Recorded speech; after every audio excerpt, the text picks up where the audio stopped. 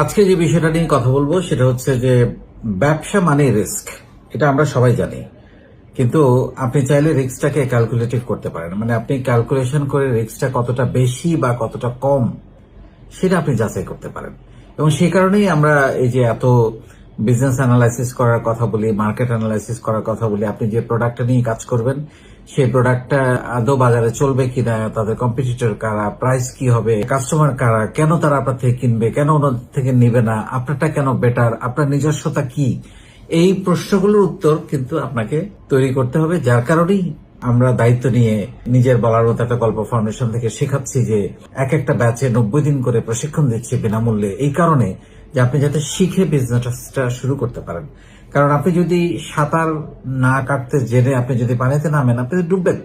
আমরা আপনাকে সাঁতার কাটতে পারাটা প্রশিক্ষণ দিচ্ছি মূলত এক একটা ব্যাচে 90 দিন করে, যেখানে আমরা একটা বিজনেসে মোটামুটি A to Z আপনাকে একটা ধারণা দেওয়ার চেষ্টা করছি যে কিভাবে আপনি বিজনেসটা করবেন, কিভাবে আপনি সেল করবেন, কিভাবে আপনি মার্কেটিং করবেন, কিভাবে আপনি প্রোডাক্ট প্রাইসিং করবেন, কোথা থেকে সোর্সিং করবেন, পুরো ব্যাপারগুলো কিন্তু আমরা বুঝিয়ে দেওয়ার চেষ্টা করছি। এখন আজকের টপিকটা মূলত তাদের জন্য যারা চাকরি করছেন কিন্তু ব্যবসা করতে চান। তারা কিভাবে চাকরি ছেড়ে ব্যবসায় আসবেন এই সিদ্ধান্তটা নিতে চান, তাদের জন্য মূলত আজকের এই টপিকটা। কারণ আমরা যখনই যারা চাকরি করি তারা হয়তো ভাবেন মাস শেষে আমি একটা বেতন পাচ্ছি, একটা ফিক্সড সেটেলড ইনকাম, এত রিস্ক নেওয়ার দরকার নেই। আসলে এখন কিন্তু চাকরিও নিশ্চিত এটা বলার কিন্তু কোনো সুযোগ নাই, কারণ চাকরিতেও ব্যাপক রকমের অনিশ্চয়তা আছে। আপনি যদি সেল করতে না পারেন, ভ্যালু এডিশন করতে না পারেন, কস্ট কন্ট্রোল করতে না পারেন, আপনার কিন্তু চাকরিও থাকবে না। সো ওইখানেও কিন্তু আপনার একটা উদ্যোক্তা মাইন্ডসেট, আমি এখন যেটা সবসময় বলি যে চাকরি যারা করি আমরা, তাদেরও একটা উদ্যোক্তা মাইন্ডসেট থাকা দরকার যে আমি কিভাবে কোম্পানিতে ভ্যালু এডিশন তৈরি করতে পারি, কোম্পানির রেভিনিউ বাড়াতে পারি, কস্ট কমাতে পারি, বা কোম্পানির ব্র্যান্ডিং বৃদ্ধি করতে পারি, সমৃদ্ধি করতে পারি। এরকম একটা চিন্তা চাকরি করলেও আপনাকে করতে হবে।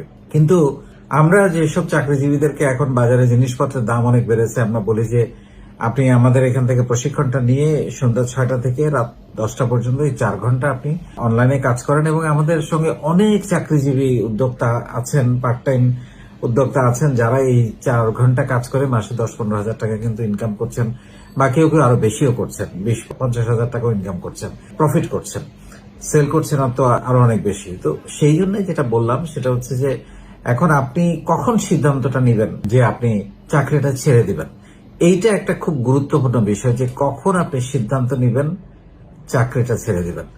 সেইটা বলার জন্যই মূলত আজকে এটাকে আমি বলি সবসময় ফেজ আউট। কারণ আমি নিজে ব্যক্তিগতভাবে এটার একদম ভেতরে ছিলাম, তো যে আমি একটা মাল্টিন্যাশনাল কোম্পানিতে চাকরি করতাম, সেইখান থেকে এত ভালো বেতনের, এত সুযোগ সুবিধাকে হাতছানিকে দূরে ঠেলে দিয়ে ফেজ আউট করে, কারণ আমার তখন একটা সংসার আছে, আমার বাচ্চা আছে, আমার মাসে একটা বড় ধরনের খরচ আছে, সেইটাকে মাথায় রেখে আমি কিভাবে এটাকে করলাম সেই অভিজ্ঞতাটাই মূলত আপনাদের সঙ্গে শেয়ার করার জন্য। কারণ সবসময় দেখবেন যে হাফ হার্টেড কোনো কিছু হয় না, এটা আমি বিলিভ করি। কারণ আমার কাছে মনে হয় আমি যদি চাকরিটা না ছাড়তাম এই ব্যবসাটা কোনোদিন দাঁড় করানো সম্ভব হতো না।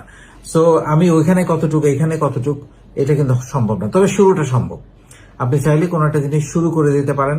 সেই জন্য আমি যারা ইভেন আমাদের যারা বাংলাদেশের অক্সিজেন প্রবাসী, তাদেরকে আমি সবসময় বলি যে আপনি ব্যবসাটা নিশ্চিত না করে চাকরিটা ছাড়বেন না।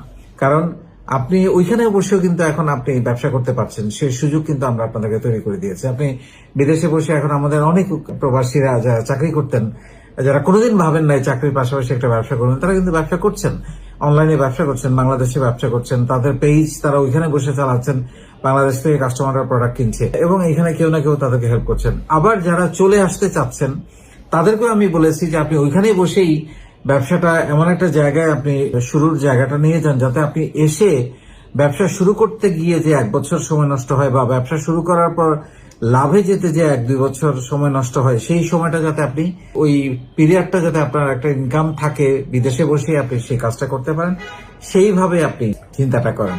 তো সেই জন্য তারা আমার এই কথা শুনছে এবং তারা একই অ্যাকর্ডিংলি ওখানে বসেই ব্যবসাটা মোটামুটি সেট করে রেডি করে তারপর অনেকে বাংলাদেশে আসছে, বা অনেকেই সেখানে বসেই ব্যবসা শুরু করে দিয়েছে।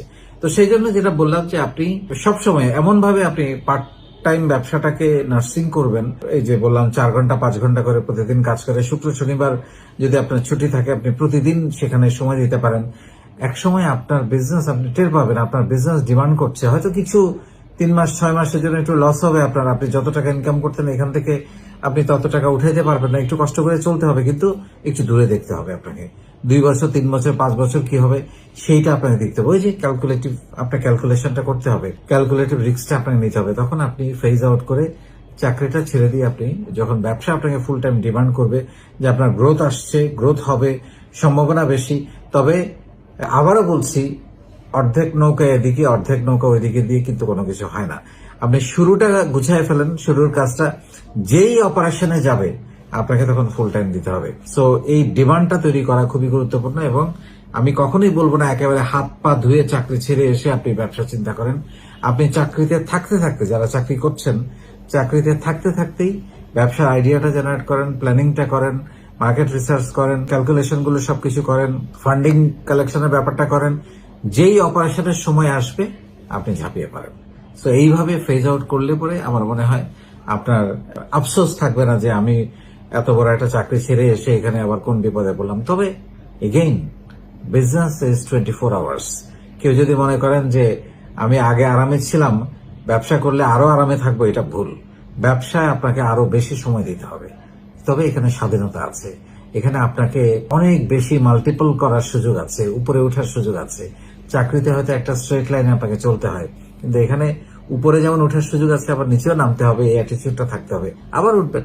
So it's ups and downs. কখনোই আপনি সারাক্ষণ উপরের দিকে গ্রাফ, এটা খুবই কম এই ধরনের টেন্ডেন্সি দেখা যায়। উঠবে, নামবে, আবার উঠবে, একটু নামবে, কখনো একটু বেশি নামবে, কখনো একটু কম নামবে, বেশি উঠবে। সো এক মাসে সেল কম হবে, আরেক মাসে অনেক বেশি হবে, বছর শেষে হয়তো টোটালটা ঠিক থাকবে। এরকম ভাবে জিনিসটাকে এগিয়ে নিয়ে যেতে হবে।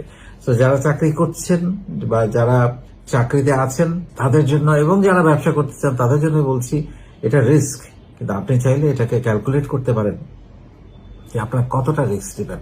কারণ এমন কোন রিস্ক নেওয়া উচিত হবে না যেটা আপনার হাত পুড়ে যাবে বা আপনার 10 তলা থেকে জাম দিয়ে আপনাকে ক্ষতবিক্ষত হতে পারে, সেরকম কোনো রিস্ক নেওয়া যাবে না।